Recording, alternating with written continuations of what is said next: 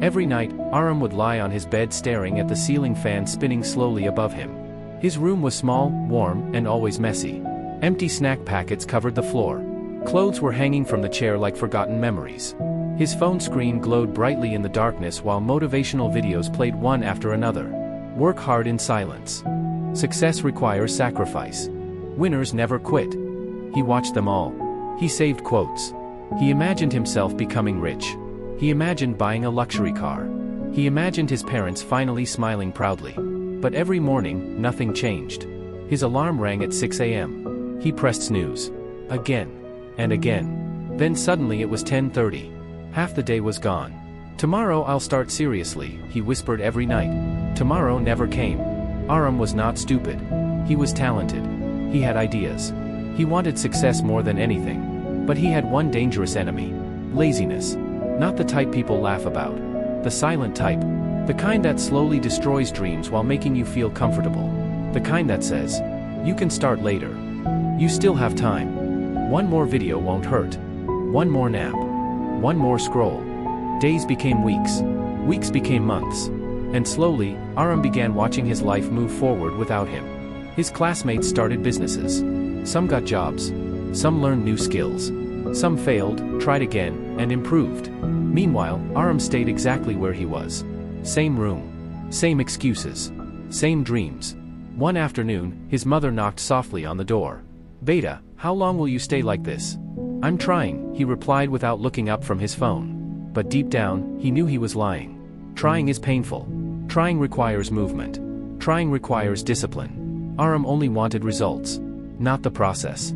And life never rewards people who only dream. That night, his father returned home exhausted from work. Sweat covered his face. His shoes were dusty. Still, he smiled. "How was your day?" he asked Arham. "Good." But Arham's chest tightened. His father had worked 12 hours. Arham had done nothing. Not even one productive thing. Yet somehow, he still expected success to magically arrive. Later that night, while scrolling social media, he saw an old friend posting pictures in front of a new office. Caption: "Hard work changes everything." Arham threw the phone beside him angrily. "Lucky people," he muttered. But another voice inside whispered, "No. Disciplined people." He ignored that voice and went back to scrolling. The comfortable prison. People think laziness feels relaxing. It doesn't. At first, yes. It feels soft, easy, comfortable. But slowly it becomes a prison. Arham discovered that every day. He woke up tired despite sleeping too much. He felt guilty without knowing why. Even entertainment stopped feeling enjoyable. Movies bored him. Games bored him. Social media exhausted him. Because deep inside, his soul knew something terrible. He was wasting his life. And the worst part? He knew exactly what to do. Wake up early. Exercise. Learn skills. Work consistently. Read. Improve. But knowing and doing are completely different worlds. One evening, while eating dinner, his younger cousin Bilal visited the house. Bilal was only 17. But he spoke confidently. He had started freelancing online. He earned money. He helped his parents. Arham felt uncomfortable listening to him. "How do you stay motivated?" Arham asked. Bilal laughed. "I'm not always motivated." "Then how?" "I work even when I don't feel like it." That sentence hit Arham harder than expected. Because he realized something. He had spent years waiting to feel motivated. Successful people were not waiting. They were moving. Even when tired. Even when bored. Even when unmotivated. That night, Arham made another promise. "Tomorrow I'll wake up at 5 a.m. He even set 5 alarms. He felt excited. Powerful. Like his life was finally about to change. But at 5 a.m., when the alarm screamed through the darkness, his hand reached for the phone automatically. Snooze. Snooze. Snooze. He opened his eyes again at 11:17. Silence filled the room. The excitement from last night had disappeared. Only disappointment remained. He stared at himself in the mirror. Messy hair.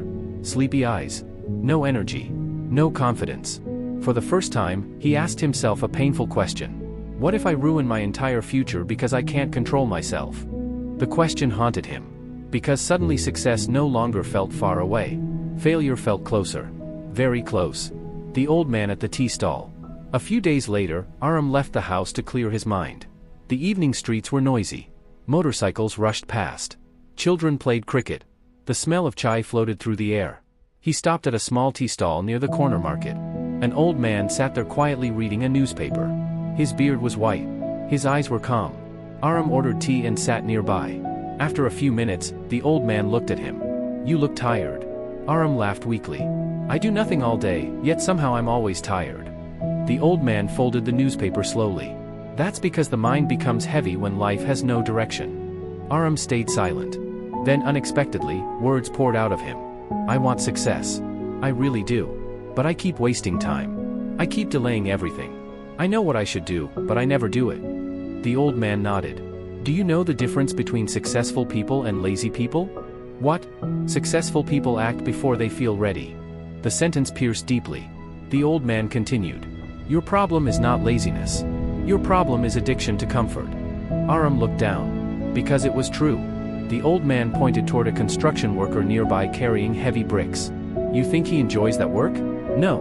But he does it because survival demands movement." Then the old man leaned closer. "Your dreams are dying because your comfort is stronger than your hunger." Silence. Cars passed. Tea steamed in the cold air. Arham felt like someone had finally exposed the truth he kept hiding from himself. "Young man," the old man said softly, "discipline is choosing between what you want now and what you want most." Arham repeated those words in his head. What you want now? What you want most? Right now he wanted comfort, sleep, entertainment, easy pleasure. But what he wanted most was success, respect, freedom, a better life. And suddenly he understood something terrifying. Every lazy decision was a vote against his future. Before leaving, the old man said one final thing. "Your life changes the moment excuses stop sounding intelligent to you." Arham walked home in silence. For the first time in years, he felt awake. Chapter 4, The Battle Begins. The next morning, the alarm rang at 5 a.m. Arham's body felt heavy. His mind screamed. "Sleep more. Start tomorrow. You're tired." But another voice appeared. A quieter voice. "If you sleep now, nothing changes." His heart pounded. This moment felt bigger than waking up. It felt like a battle. Not against sleep. Against himself. Slowly, painfully, he sat up. His legs shook. He splashed cold water on his face. And for the first time in months, he watched the sunrise. The sky turned orange. Birds filled the morning air. The world felt peaceful. Alive. While everyone else slept, Arham opened his laptop. He began learning graphic design. At first, it was difficult. He got distracted constantly. His hand reached for the phone every few minutes. But he kept pulling himself back. Again.